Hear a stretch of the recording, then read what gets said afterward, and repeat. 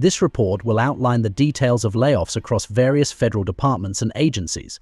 Around 2,300 employees have been laid off from the Interior Department, including nearly 800 from the Bureau of Land Management. The Bureau manages millions of acres for oil, gas, timber, recreation, and cultural preservation.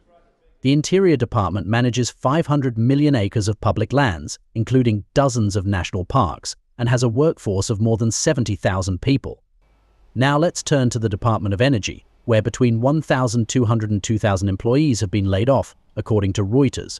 This includes more than 300 from the National Nuclear Security Administration, which manages the U.S. nuclear weapons fleet and works to secure radiological materials worldwide.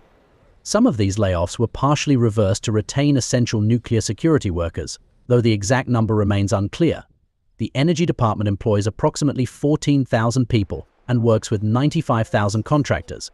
Moving to the Department of Agriculture, the U.S. Forest Service has let go 3,400 workers, nearly 10% of its workforce, according to Politico. In addition, employees from 2 Agriculture Department research agencies and its farm loan agency were also let go. The exact number remains unclear, but affected staff included researchers at the National Institute of Food and Agriculture and the Economic Research Service. Overall, the department employs nearly 100,000 people.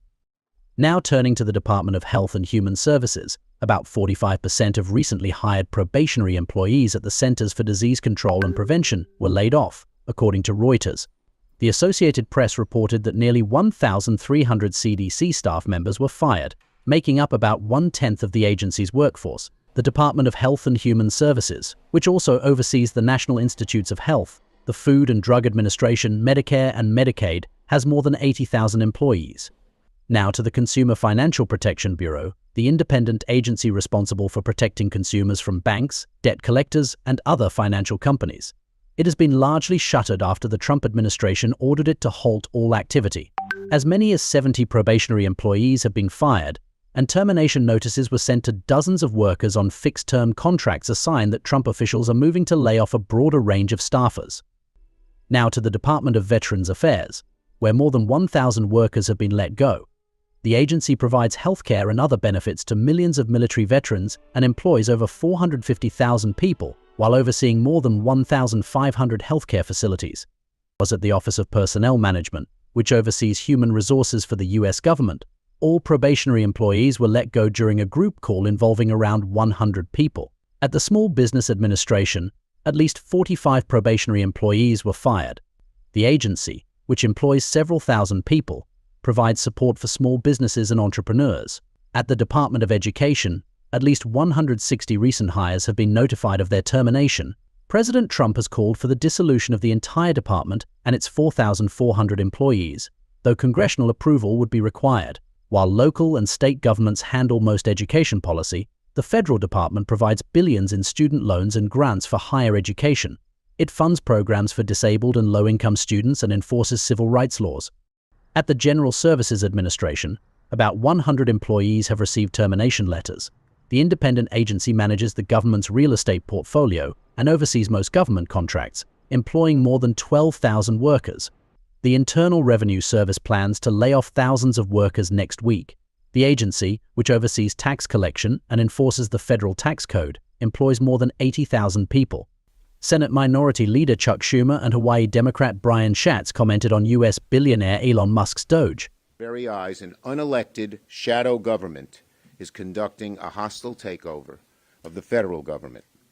Last Friday, Doge forcefully gained access to the Treasury Department's payment systems and to the most sensitive information of virtually every U.S. citizen. This is not some minor transgression. This is an illegal act. They stormed into buildings. They shut down agencies illegally. And sure, first it was USAID. But they are now systematically going into the Small Business Administration, the Department of the Treasury, and they will not stop until they believe they have total control over spending. Time will decide how these sweeping layoffs shape the future of the federal workforce and the government's operations. Bureau Report, NewsX.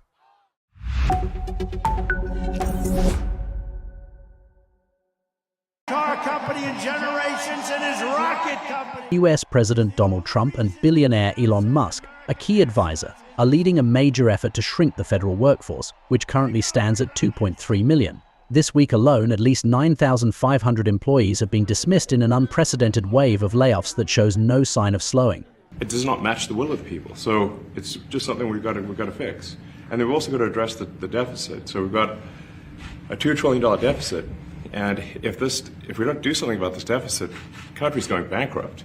I mean, it's really astounding that the interest payments alone on the national debt exceed the Defense Department budget, which is shocking because we spend a lot of money on defense, and if that just keeps going, we're essentially going to bankrupt the country.